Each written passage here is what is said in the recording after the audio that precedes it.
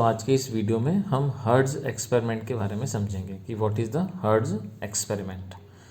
लेकिन उसको एक्सपेरिमेंट को समझने से पहले आपको ये पता होना चाहिए कि इलेक्ट्रोमैग्नेटिक वेव्स में इस एक्सपेरिमेंट का बहुत बड़ा योगदान है, क्योंकि इलेक्ट्रोमैग्नेटिक वेव की को कैसे प्रोड्यूस किया जाता है सबसे पहले हर्ट्ज ने इस एक्सपेरिमेंट के द्वारा हमें समझाया था, और उसके बाद ही वायरलेस के द्वारा हम आज जितने भी टेलीविज़न और हमारे पास मोबाइल है वो इसी की एक एक्सपेरिमेंट के कारण ही पॉसिबल हो पाए। लेकिन इसके बाद मार्कोनी और दूसरे साइंटिस्ट ने भी इसमें काफ़ी चेंजेस किए थे, लेकिन ये उसका बेसिक कॉन्सेप्ट है। तो चलिए इस हर्ट्ज एक्सपेरिमेंट समझने से पहले सबसे पहले हम समझेंगे इसके अंदर क्या क्या कंपोनेंट या कह सकते हैं इसका ओवरऑल सर्किट क्या होता है और कैसे वर्क करता है। तो सबसे पहले आप देखेंगे मैंने यहाँ पर एक दो कॉइल आपको इंडक्टर दिखाई दे रहे होंगे, और ये इस फेस को आप जो देख रहे हैं यहाँ पे जो कॉइल है इसके अंदर हमने लो एसी वोल्टेज हम इसको अप्लाई करेंगे। अब आप समझ गए होंगे ये म्यूचुअल इंडक्शन का कॉन्सेप्ट है और एक ही पूरा ट्रांसफार्मर है। तो जब हम देखते हैं यहाँ पे कि जब यहाँ से मैग्नेटिक फ्लक्स लिंक होगा और फिर यहाँ से फिर करंट हमें दोबारा से मिलेगा इंड्यूस के कारण, और यहाँ पे हमें मिलेगा हाई वोल्टेज एसी करंट। तो हर्ट्ज एक्सपेरिमेंट का सबसे पहला कॉन्सेप्ट ये है कि हम सबसे पहले यहाँ से शुरुआत करते हैं इस कॉन्सेप्ट से, और आप कह सकते हैं कि ये पूरा की पूरा एक ट्रांसफार्मर कॉन्सेप्ट वर्क कर रहा है। ये इसका पहला फेज़ हुआ। ओके, सो आपने यहाँ से फर्स्ट फेज़ में ये पहला कॉन्सेप्ट सीखा। अब चलिए हम इसी कॉन्सेप्ट को थोड़ा सा आगे बढ़ाते हैं। अब आप देखेंगे तो यहाँ पे ये वही एसी लो वोल्टेज है जो हमने अप्लाई किया था, और हमको यहाँ पे जो मिला एसी वो एक हाई वोल्टेज मिला। अब आप देखेंगे यहाँ पे तो ये हमने इसको कनेक्ट कर दिया दो प्लेट से, और इस प्रकार से प्लेट हम जब देखते हैं तो ये कैपेसिटर का काम करते हैं, तो ये कैपेसिटर हो गया, मतलब ये एक एलसी सर्किट का कॉन्सेप्ट यहाँ पे वर्क कर रहा है।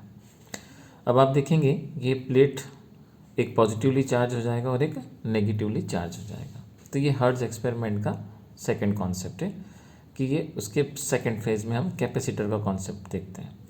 अब आप देखेंगे तो इसके एंड पॉइंट्स में हमने यहाँ पे एक छोटे स्फीयर लिए हैं S1 और S2।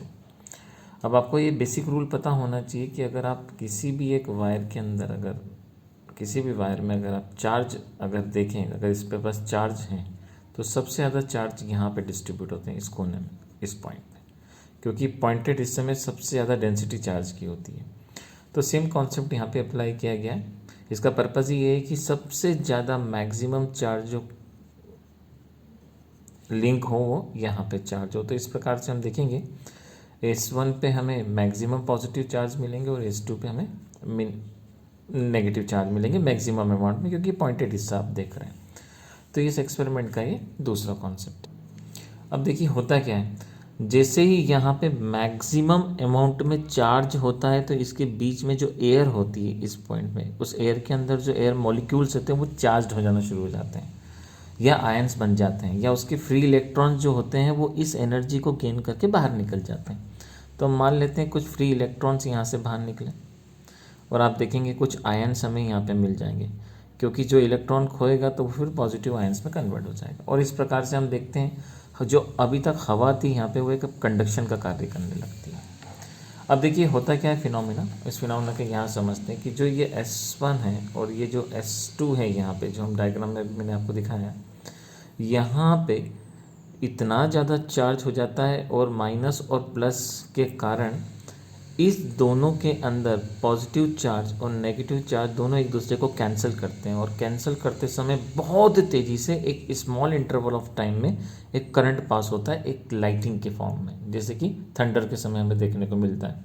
जब बारिश होती तो बिजली जिस प्रकार से हमें दिखती है उसी फॉर्म में यहाँ पे एक करंट दौड़ता है, और आप देखेंगे हायर पोटेंशियल से करंट कहाँ दौड़ता है, लोअर पोटेंशियल की। तो जब आप देखेंगे यहाँ पे अगर करंट प्रोड्यूस हुआ है इस एयर कंडक्शन के कारण, तो वही करंट इस पॉइंट पर अगर हम ध्यान से देखें तो वह करंट अब मैग्नेटिक फील्ड को जनरेट करता है यहाँ पे। इसका मतलब यहाँ पे अब आपको ये समझने वाली बात है कि इस रीजन में अब एक मैग्नेटिक फील्ड ऐसे जनरेट हो जाएगा। देखिए जब अगर मैग्नेटिक फील्ड जनरेट हुआ है यहाँ पे, तो आप इस रीजन में राइट हैंड थंब रूल लगाइए। इस रीजन में हाई वोल्टेज से आप कहाँ जा रहे हैं, लो वोल्टेज की ओर। तो अगर आप राइट हैंड थंब रूल लगाते हैं तो राइट हैंड थंब रूल के हिसाब से अगर आप देखें तो अगर ऐसे अंगूठा का आप देखेंगे, इस प्रकार से अंगूठा रखेंगे तो ये रिंग बाहर की तरफ निकल रहा है, मतलब क्लॉकवाइज इसके अंदर आपको मैग्नेटिक फील्ड आपको दिखाई देगा इस रीजन में। अब देखिए आपने यहाँ से इलेक्ट्रिक करंट से उस स्मॉल इंटरवल ऑफ टाइम में क्या करा, मैग्नेटिक फील्ड प्रोड्यूस करा। अब देखिए थोड़ी दूर पर मैंने यहाँ पर एक वायर लिया, एक कंडक्टिंग वायर लिया, लेकिन बीच में उसको थोड़ा सा गैप कर दिया है और यहाँ पे दोनों एंड पे मैंने 2 स्फीयर लगा दिए, S4 और S3। अब आप एज्यूम कीजिए जब मैग्नेटिक फील्ड यहाँ से जनरेट हुआ होगा तो एक समय बाद मैग्नेटिक फील्ड इससे भी पास होगा, इस वाले रीजन से। अब आप एक काम करिए, फैराडे का लॉ लगाइए।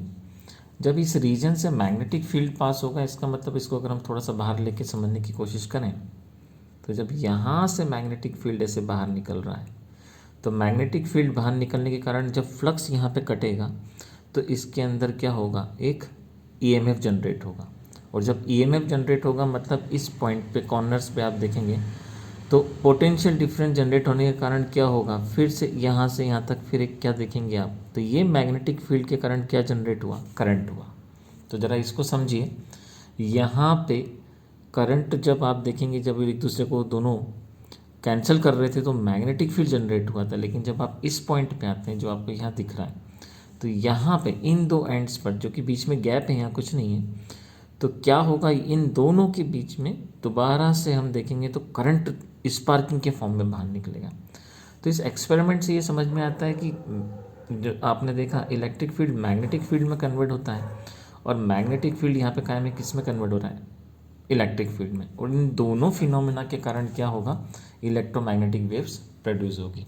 तो ये सिंपल सा कॉन्सेप्ट था जिसको हम हर्ट्ज एक्सपेरिमेंट कहते हैं और इसी बेस पे हम इलेक्ट्रोमैग्नेटिक वेव्स को प्रोड्यूस करते हैं, जिससे बाद में मार्कोनीज ने और अदर साइंटिस्ट ने इसको और डेवलप करा और इसको ज़्यादा इफ़ेक्टिव बनाया।